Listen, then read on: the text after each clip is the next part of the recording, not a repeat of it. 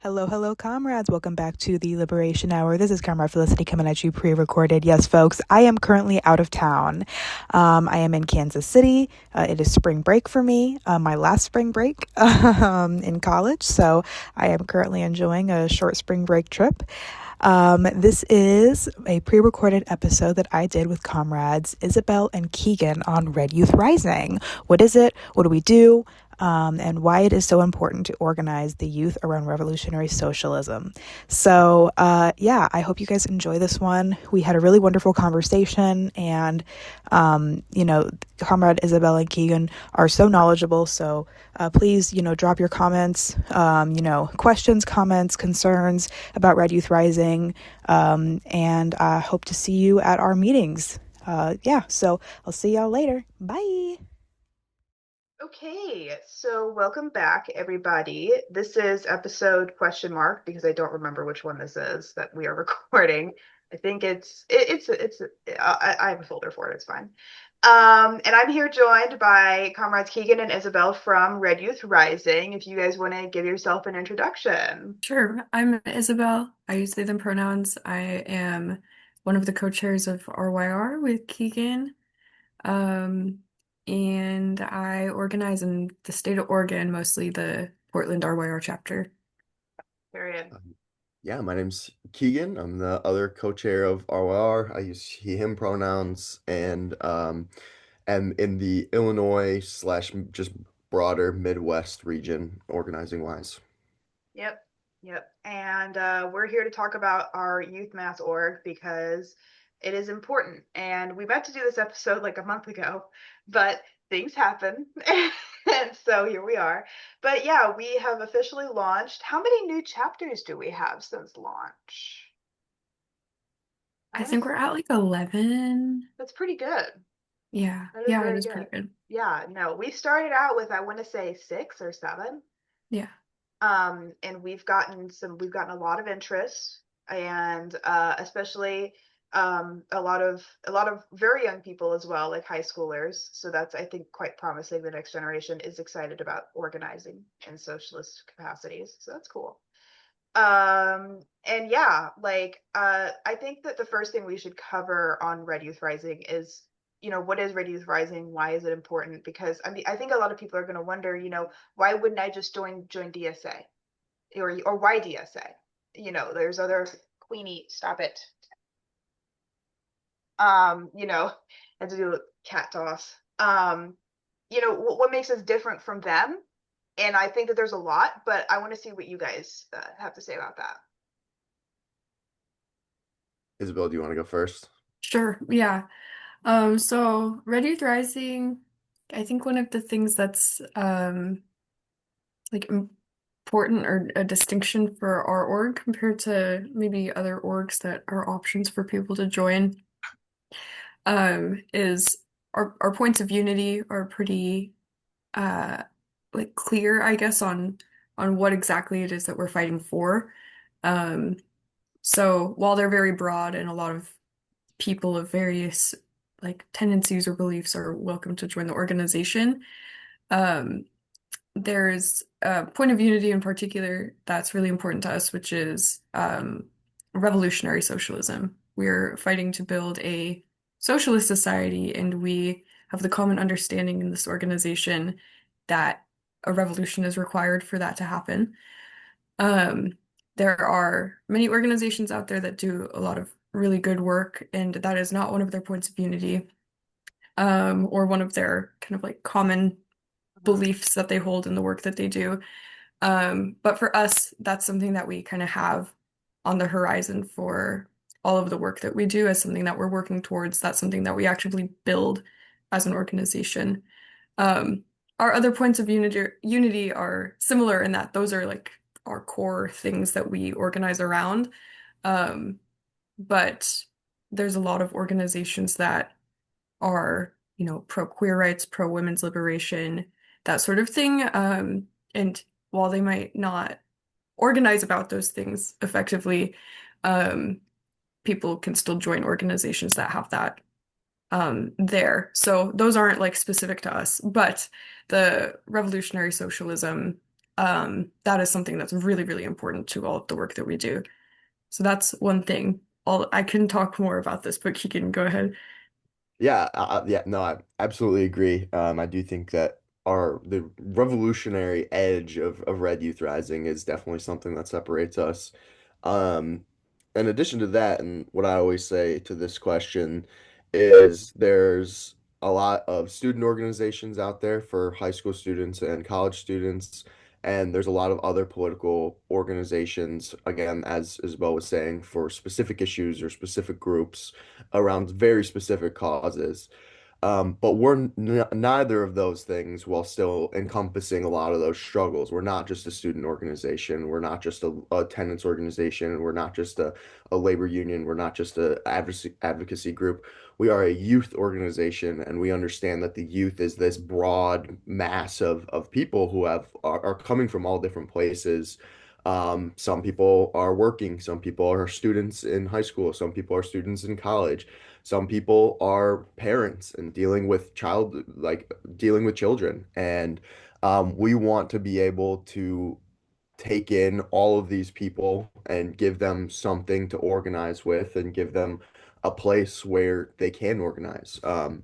One of the things we talked about a lot during the formation of Red Youth Rising was about how a lot of us were in student organizations or graduate student unions and things like that. But then when we graduated, it was like, oh, now you're moving to a different city, lose your entire organizing scene that maybe you had in college or high school, or just because you moved for a different job or something like that.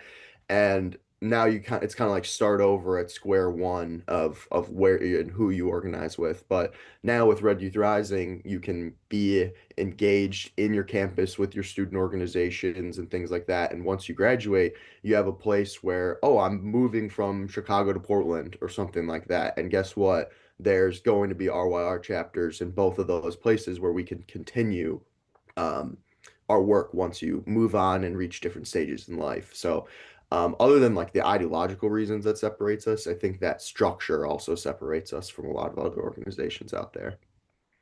Yeah, and I once got a comment from someone on online who I was talking to them about Red Youth Rising, and they said, "Oh, what's the age bracket?" And I was like 14 to 30, and they're like, "That's a pretty old youth." And I was like, "Okay, comrade, let me explain." Because I think it's important to note that our high school chapters are separate from our community chapters. Reason being, of course, because the high schoolers are high schoolers, and a high school chapter specifically meant for their high school. You know, while you can't necessarily stop high schoolers from showing up to a community chapter meeting and stuff like that, it's meant to kind of have some separation between the two. And I just want to mention that because I mean we are pretty broad, you know. Yeah, and I also want to be clear too that like safety for our members is a absolute priority. And I think we can go more into this later if we want to, but I think we've taken a lot of really important steps to ensure that safety and ensure that people are in the spaces that they need to be in and not in ones that they don't need to be in. Yes. But yes, no, I agree with that. Yeah. No, it's mainly just because, in this age of the internet and also with the Epstein files coming out, I'm like, guys, just so you know, we're not weird. So, yeah, I think that's a really great place to start off, discussing RYR because, I mean, yeah, what makes us special is the revolutionary socialist aspect, which, like, I mean, love YDSA with the things that they do, especially more radical chapters on campus, but they don't really have that point of unity that is so necessary, especially for like a youth organization that claims to be more progressive. And so I think that, because they have such that super broad tent, which isn't always a bad thing. Um, they have like a ton of caucuses and different groups that, have a lot of different interests, which can be a push and a pull, depending, it's not always a DSA can definitely has its drawbacks by being a mass org, which is why um, we have the party APL that is, kind of connected. Would you guys say it's connected to RYR, or how would we describe that relationship? Because we should.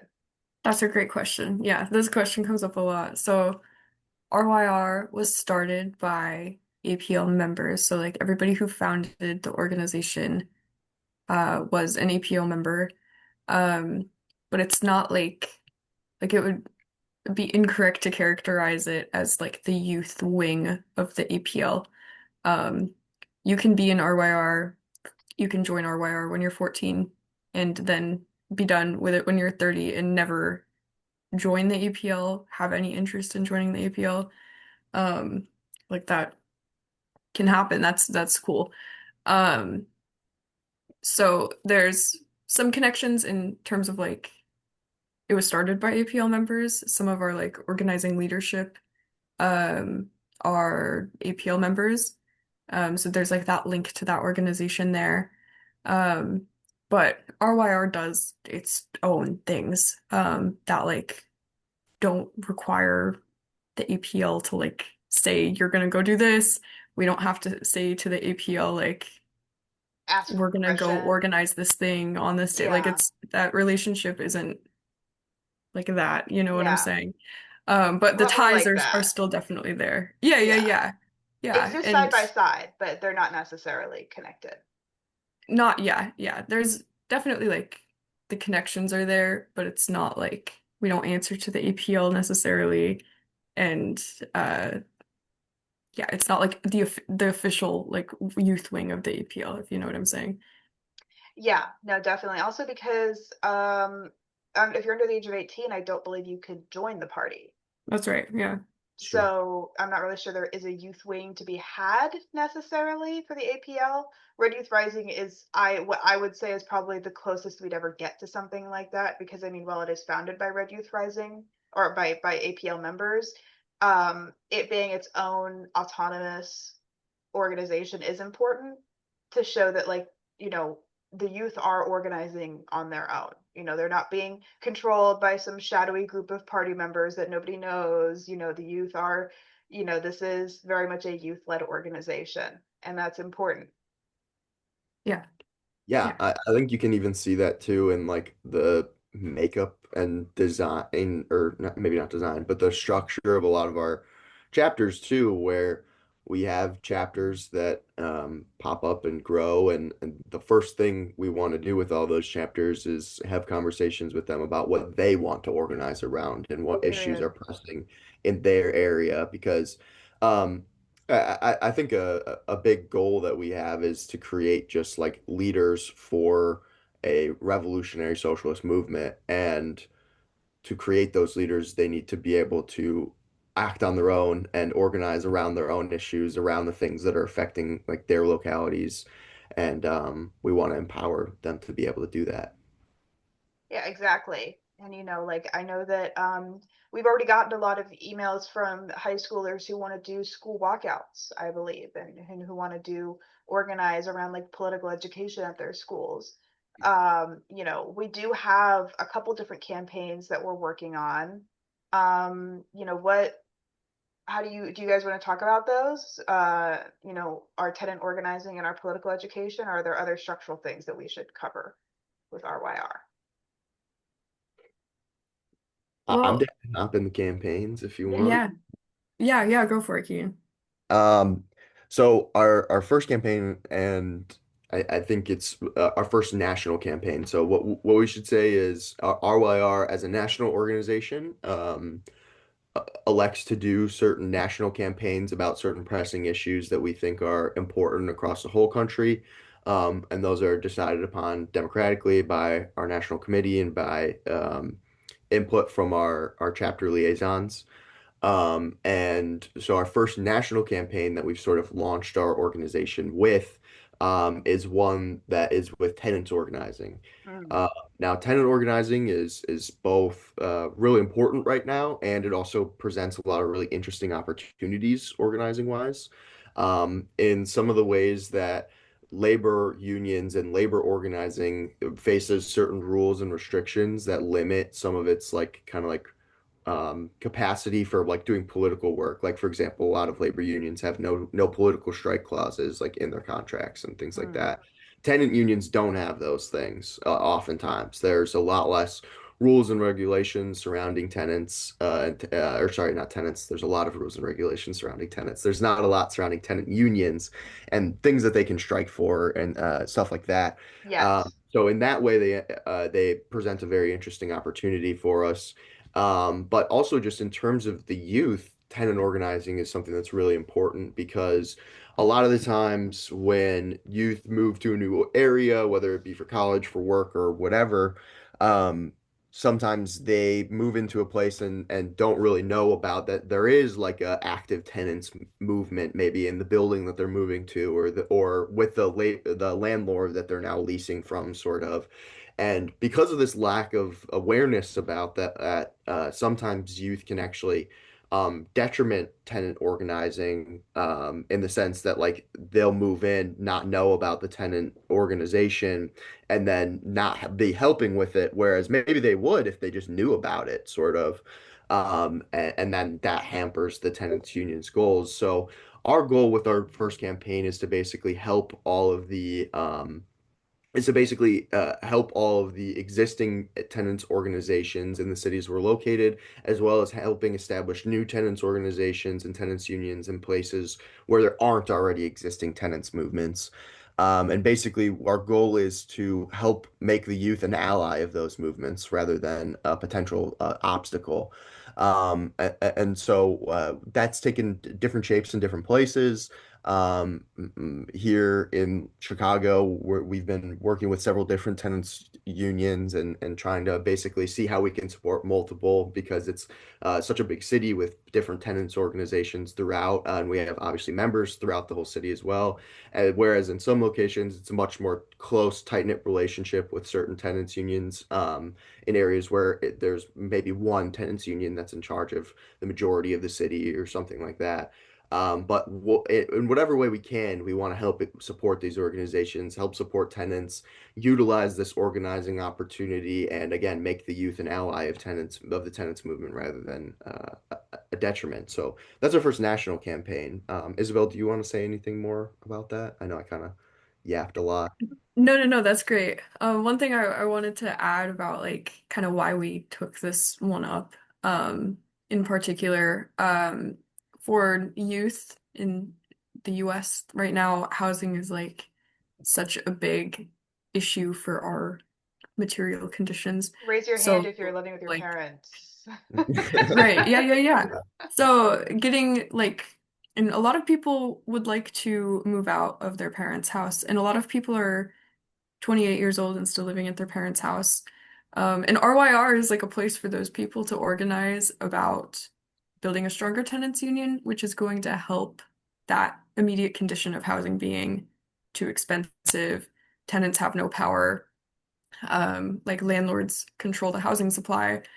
So yeah, having the tenant campaign is directly addressing like one of the most pressing issues in like the day-to-day lives of young people today.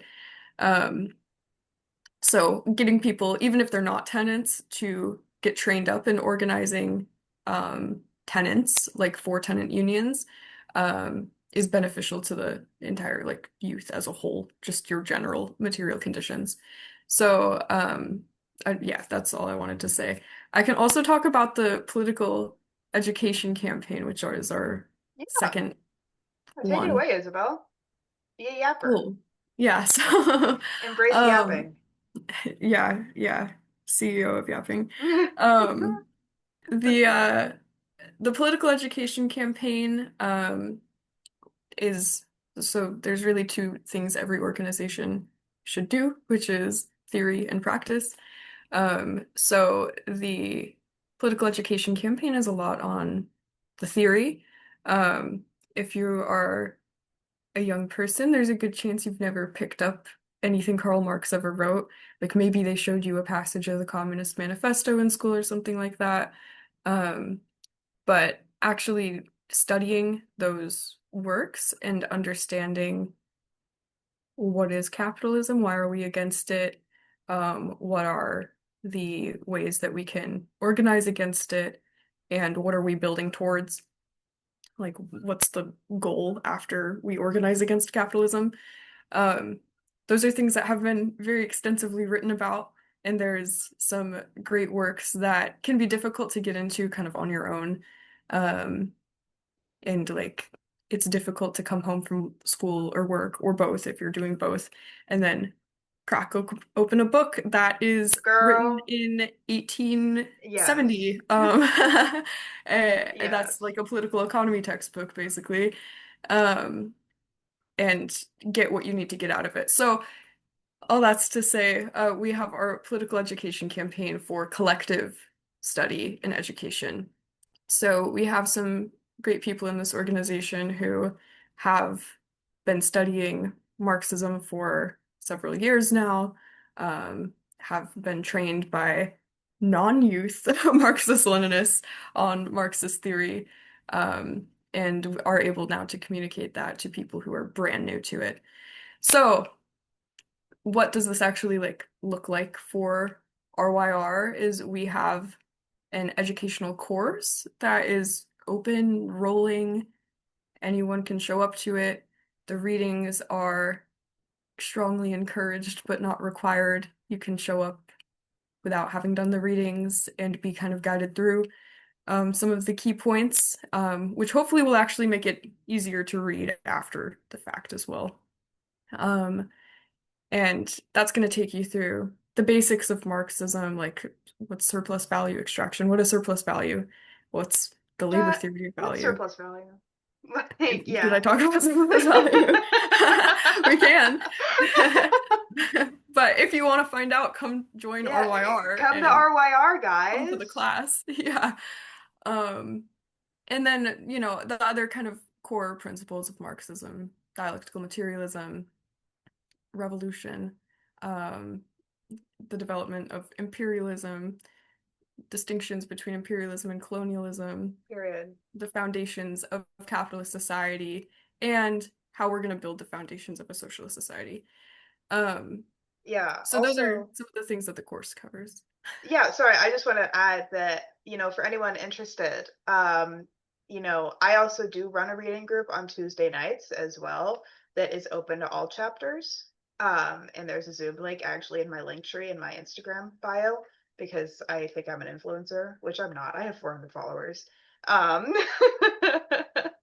but I do a reading group as part of like my RYR chapter because it's just me currently. I don't have a ton of, and I actually do work and go to school, so it's hard to organize. Tenant organizing, I will say, does take a lot more time and energy to do in its own right, which is important, and it's one of our campaigns. But it's also like if you can only start at political education and you feel like tenants organizing is a little too much for you right now, if you're listening to this and you're like, I don't know anything about Marxist theory, I don't know. That's okay. You can start small and then get bigger from there. You don't have to immediately go gung ho waving the communist flag and be like down with the bourgeois class, like it's okay. So, because I remember feeling that way, just 2 to 3 years ago when I got into Marxism and being like, oh my God, like, this stuff is kind of hard to learn. Like, I didn't really seriously start reading theory until about like 8 months ago when I was like, okay, I really need to buckle down and like read this stuff because I mean, it's scary. It really is. Like, what is I something I realized when I was starting to listen to theory actually is that German philosophy from like the 20th century kind of is like the earliest form of rat beef. So that does help. Yeah. No, Marx was he was I mean, so many ops that he came for in Capital. It's crazy. The critique of Agatha program is a diss track, actually. It goes crazy, actually. Stream on SoundCloud, guys. Um, but yeah, no, I think, sorry, Zuko, and he's meowing in the closet right now. There's nothing I can do. Um, yeah, I think that, the political education stuff, especially if you're feeling really like, I don't know, that's okay. Starting out small, that's what political education is for. Just something I do, because I have undiagnosed ADHD, unfortunately, like every other person on the internet. So I listen to theory. It's so much easier to like get that first, like it's like I don't know, it's like being like having water poured on you for the first time. Like at least you did it. Like you're like, okay, I've gotten that baseline. Now I can actually get in the pool. Like it's way easier to listen to it if you're have a hard time just looking at words on a page. Um, but I think the second best thing, as well, if you want to read the actual book, but you have a hard time paying attention or holding yourself accountable, is finding a group of your friends to all read a chapter with. Just a small chapter. Like it doesn't have to be like, you don't have to read the entire volume of Capital in one sitting. I don't know how one would do that. But there is that. Do you guys have any like theory stuff you like practice on how to absorb theory the best from your perspective? So in Chicago right now, what we're doing with our reading group is right now we're looking at Angela Davis's Women, Race, and Class at the moment, and the structure that we're doing it with is basically we're meeting every other week, and are doing between 1 to 2 chapters at a time. And what we'll do is for the people who maybe can't read before the actual meeting, we'll do kind of like some extensive like quote reading in it, not reading the whole chapter out loud, but like just enough to where people kind of get the meat and potatoes of it.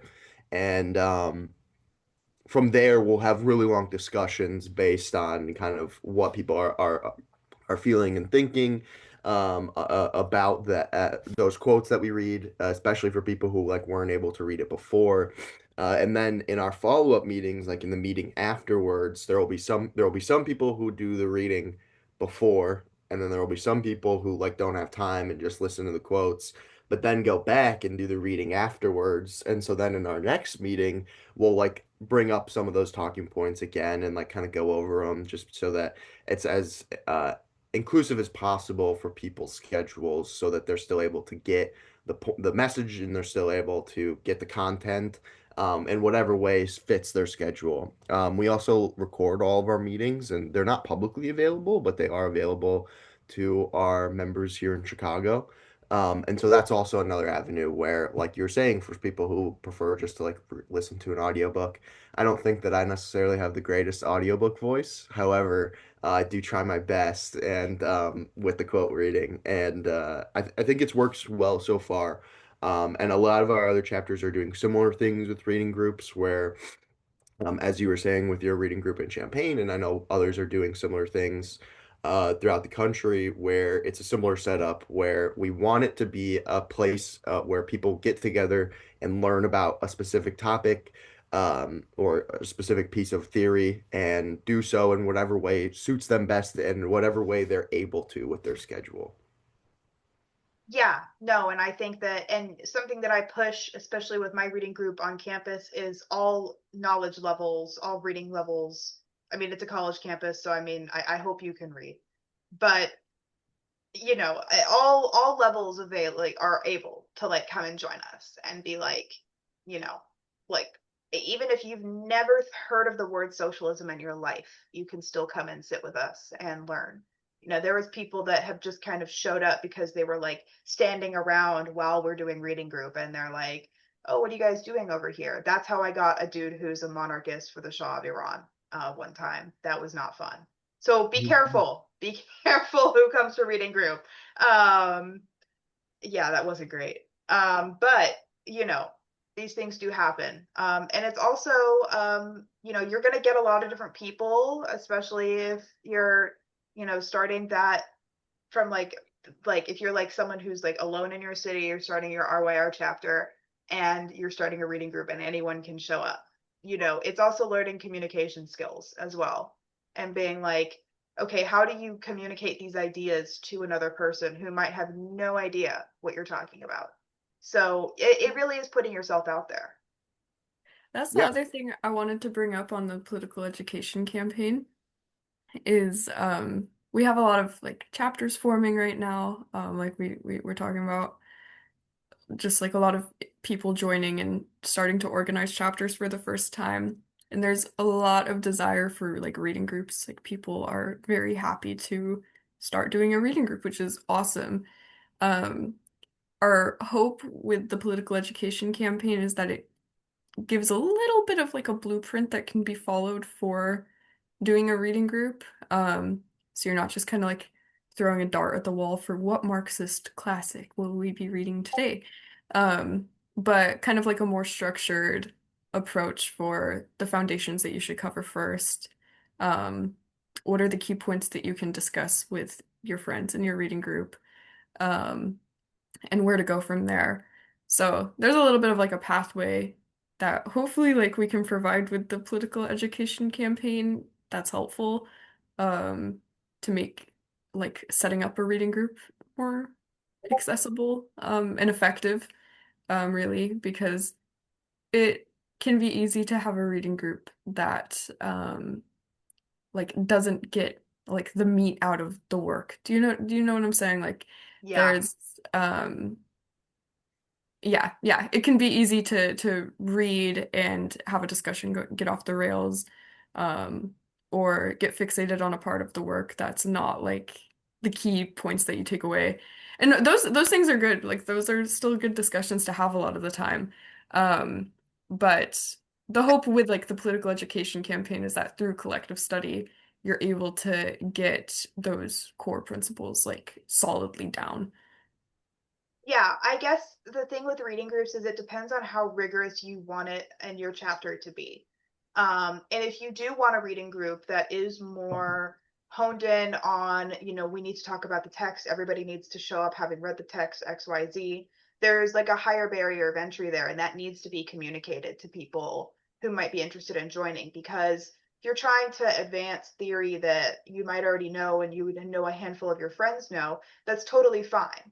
But reading groups sometimes for some people are a way to socialize and to meet other people in their area who have the same values, and they haven't in other circumstances had that chance to meet people.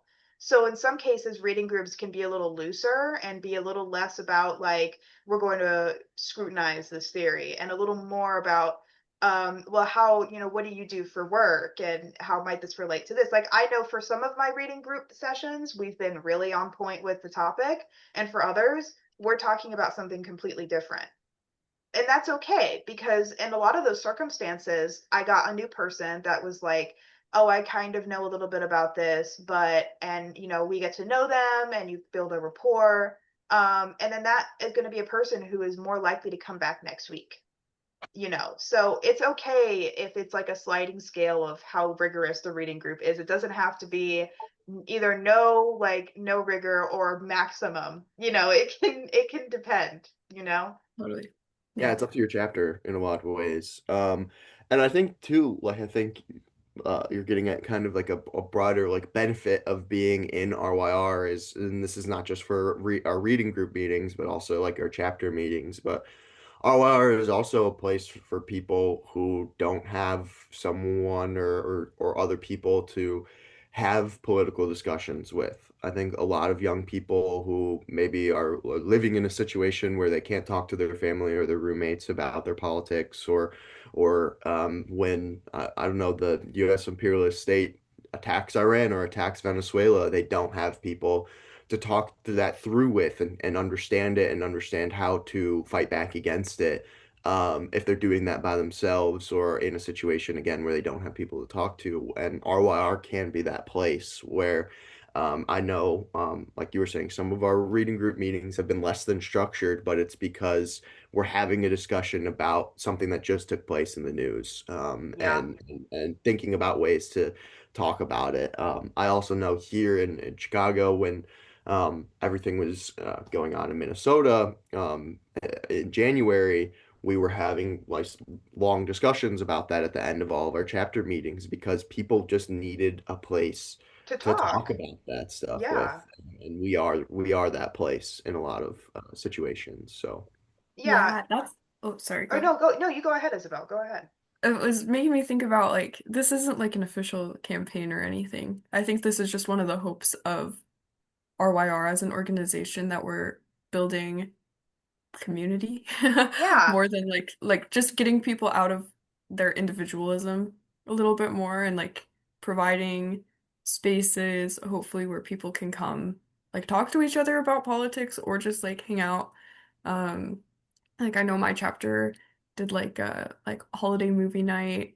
oh, And that's great to just like you're hanging out with other young people who you know share some of your same values. values, like they see like gay people as people at the very least. We're all Um gay here.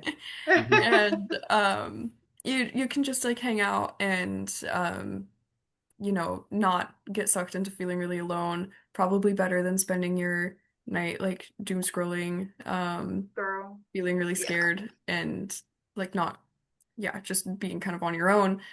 Um We're getting into internet Hopefully with arguments. RYR we can like have events and have meetings and discussions that are good for people's like sense of collective spirit and yeah, just breaking out of individualism, which is a plague. I was about to say it's a plague.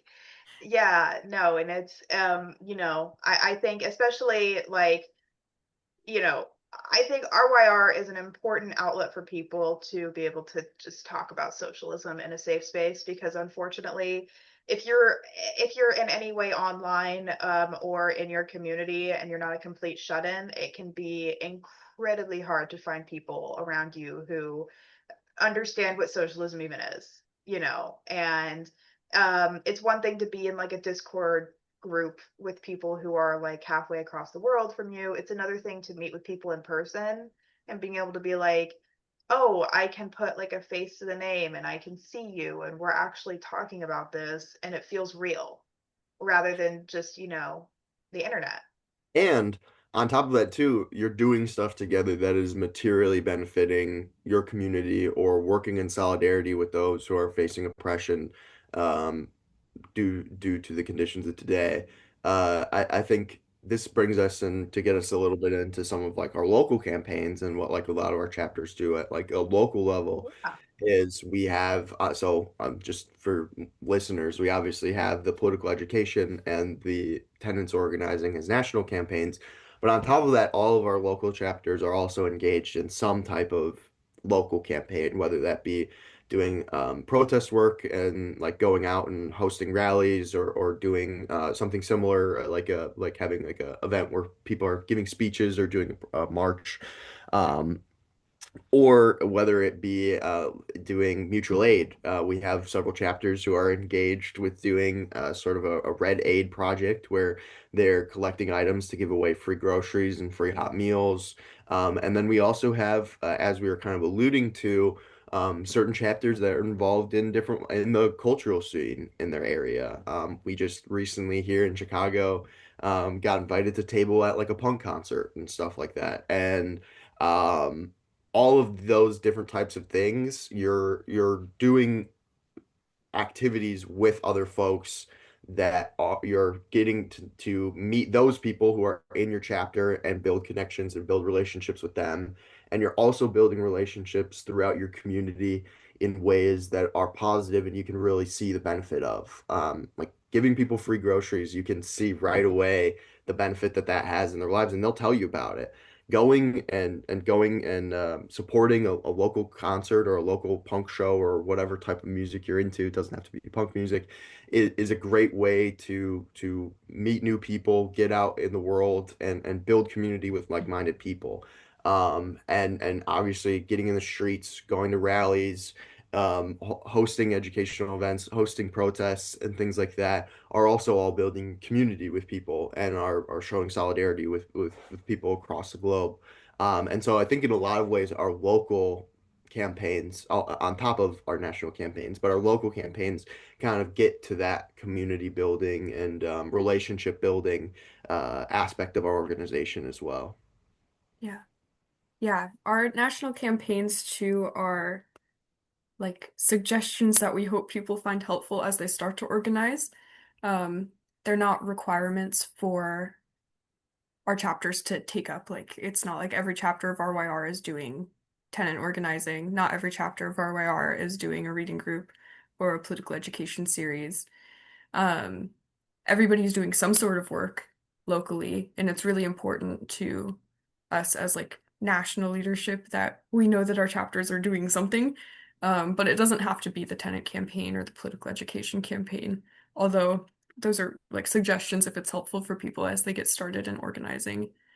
Um, I think that goes back to Felicity, your first question on like what sets us apart from other organizations, um, is that we really want to give our chapters autonomy to do what they think is best for their communities, and not be beholden to like you're doing this action on this day as part of our national organization.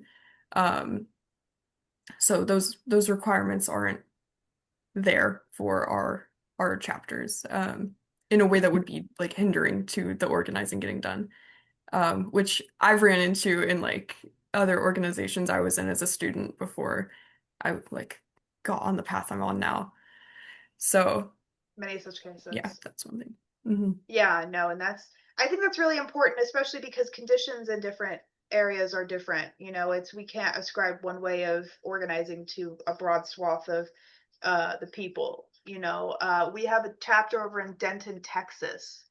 I believe that's where they're at. And like they're like what, a bunch of high schoolers, I want to say, or are they high schoolers or are they actually They're out of high school. they're out of Most of high. them, I think, are out of high Sorry, school, yeah. guys, you're not in high school. My bad.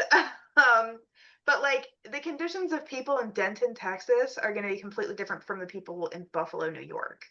Like we can't expect those two chapters to have the same. Like they might have overlapping things, like doing political education or having tenants unions, but like Denton, Texas, Texas is a red state. Texas has probably a lot of, what is it, like a right to work state, probably. Mhm. And they have a lot of barriers to organizing that are like pretty, like to the regular person might not seem like bad, but it's Texas. Like they're incredibly carceral over there, and there's a lot of issues out like that are specific to that state. It wouldn't be fair of us to be like, actually, oh my God, you're fighting right now? Stop it. I'm so sorry. That's so embarrassing. Um, you better you better stop. Get down. You can't both sit on here. They're not gonna move. It's fine. Okay. Anyway, I'll cut that out. It's fine. I'll cut that out. It's So good because there's like really loud geese like right outside my window right now. So it's like the geese hopefully you're have not doing that. the geese have invaded and have conquered my apartment complex. They run around in little gangs and they hiss at you when you walk by. Stop it! Oh my God. Can you believe this? Like they they picked the worst time to start fighting. Okay, anyway, my bad. Getting back on track. Um, so yeah, I think that you can't expect both of these two completely different regions to have, even Chicago and Champaign, very different. Like Yeah, very we're different. we're in the same state, but like if we tried to do the same stuff we were doing in Chicago and Champaign or vice versa, it just wouldn't Just make wouldn't work. sense. Hmm. Yeah, no, especially because like Champaign were a lot smaller. Champaign, like also like half of Champaign-Urbana is just a university campus. Like Hmm. it's just a university campus and it like joins the two cities, like that's why it's called the University of Illinois Champaign-Urbana, because they can't, they have to share. Hmm. So like, and it would be weird for us to be like, okay, Chicago, you have to apply all of these small town Midwestern things that we do to, what is it like? Well, no, Kansas City is the Paris of the Plains. So what would we call Chicago? We have to figure out a name that, I guess the Windy City, but I don't know. That seems, I don't know. We'll table that. But regardless, it would be weird. Like, Yeah. Yeah, no, absolutely. That's so yeah, and I think that when it like like tenant unions and everything, like Kansas City has a really really robust tenant union. Like they've got it going on over there. They're very like, they're kind of militant too, and I'm like, good for you guys. Like they're doing the work.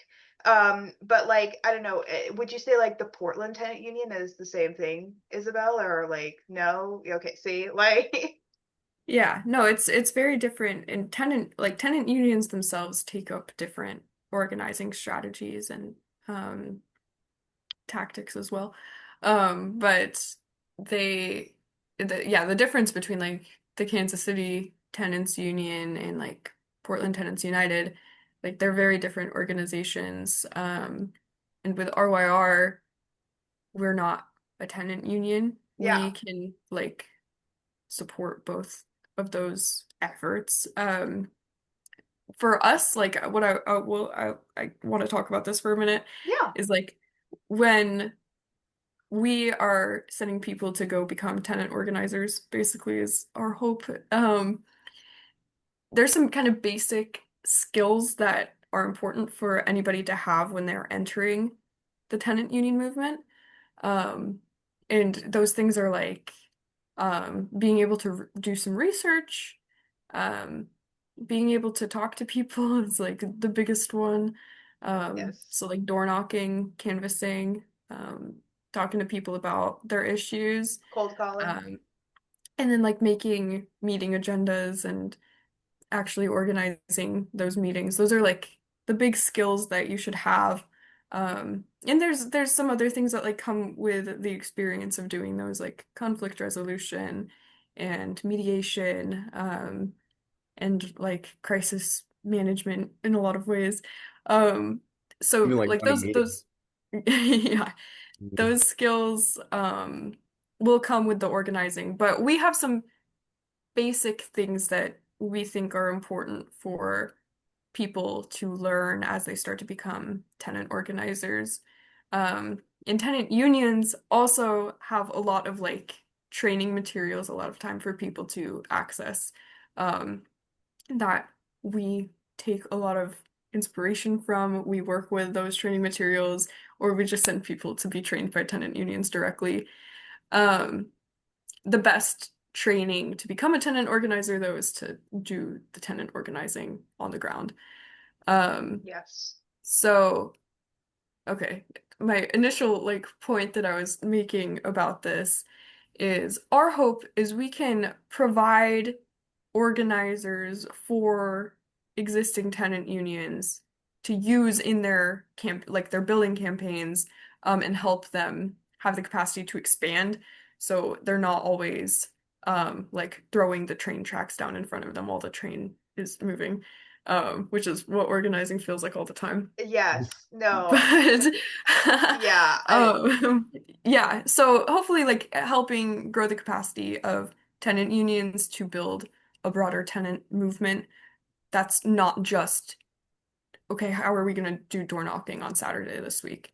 Hopefully RYR can be supportive of that and like we're going to be the ones that are going and doing the door knocking on Saturday. Um, Yeah. so yeah, that's kind of our one of our goals with the tenant organizing campaign. Yeah, no, and like, to your point about how it feels like you're throwing the train tracks down as you're organizing, like I heard something on a podcast once that it was a Stalin podcast, interestingly enough. Not a podcast with Stalin, a Stalin podcast. And something that they described was when the Bolsheviks were building like the Soviet Union and the government and everything, like it was like building a plane and then flying the plane and teaching the pilot how to fly the plane and having to actively troubleshoot said plane in air at like midair. It's like that's I feel like what organizing feels like sometimes. 100%. Yeah. Yeah. Yeah. And so yeah, I think that, is there anything else that we wanted to cover about RYR that we haven't said already? Before we get out of here, should we read through the points of unity for anyone interested in joining? Yes. Yes, we should. Okay, pull out your cellular devices. Uh Yeah, and I've got them pulled up. I can read through them. And Let's awesome. Keegan does see. have the audiobook voice, Oh, just No, so everyone knows. no, So no, no, no. he you should read kind of do, it. Keegan, a little bit. Um, okay, so if you're interested in joining RYR, these are our 7 points of unity that we kind of run our organization on. They're the lifeblood of our organization, and if you find agreement with them, we think you should be organizing with us. And it starts with one is to fight fascism as it grows in power in the United States. We think that the major political parties keep going further to the right at the expense of the entire international working class.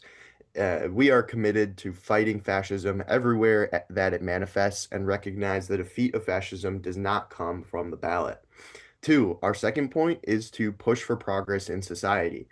We oppose all reactionary and backwards elements in society which are dedicated to going back to times of greater oppression for racial and ethnic minorities, women, and LGBTQIA plus people. Fascists and capitalists create and stoke divisions amongst the diverse working class to create quote unquote out groups for workers to blame for their problems rather than the owning class. And connected to this, we're committed to the struggles towards active anti-racism, for queer liberation, and women's emancipation. Our third point of unity is that we struggle for socialism. Our aim is to build a socialist society where workers own the means of production and have seized state power. Our fourth point of unity is to build the revolution. History has shown us that the ruling class will not give up power willingly, and voting for reforms or small benefits is not adequate for the radical reconstructing of society we seek as socialists. We are working to build a movement for the complete overthrow of the current status quo, the capitalist dictatorship, and we know a socialist revolution is required to achieve this aim. Our fifth point of unity is the rejection of capitalist political parties and institutions. The ruling class uses the state to oppress and exploit workers with machinery such as the Democratic and Republican parties, the Supreme Court, and the Department of Homeland Security. We call for the abolition of these institutions, and our organizing is a part of the struggle against them. Six is we unite in international solidarity. We are internationalists with no loyalty to the so-called United States, and we stand in solidarity with all anti-colonialist and anti-imperialist movements around the world. Our work is to combat all forms of imperialism and support working class movements wherever they form. And seven, last but not least, is to organize the movement. Our work is twofold, engaging in a political education as well as practical organizing and action. Members of our organization are active organizers and fighters for progress and revolutionary socialism, whether it's at school, at home, in the workplace, or in the streets. If these 7 points sound interesting to you, I think you should be an RYR. We think you should be an RYR, and it would be great if we could all organize for a better tomorrow together today. Yes, I love that little slogan at the end. That was wonderful. Yeah, no, and you know that, and that's it, folks. That's Red Youth Rising. You should join. I know I plugged it, I think a little earlier when in the Liberation Hour run, probably like back in August, I want to say, is when I was talking about it a little bit more. But I'm really glad that we got to do this episode to really push this out so that people can, know that we are legit. And we've got people who are dedicated to this. So thank you guys. Yeah, thank you for having us. Yeah, thank you for having us. Wonderful. All right, I'm gonna hit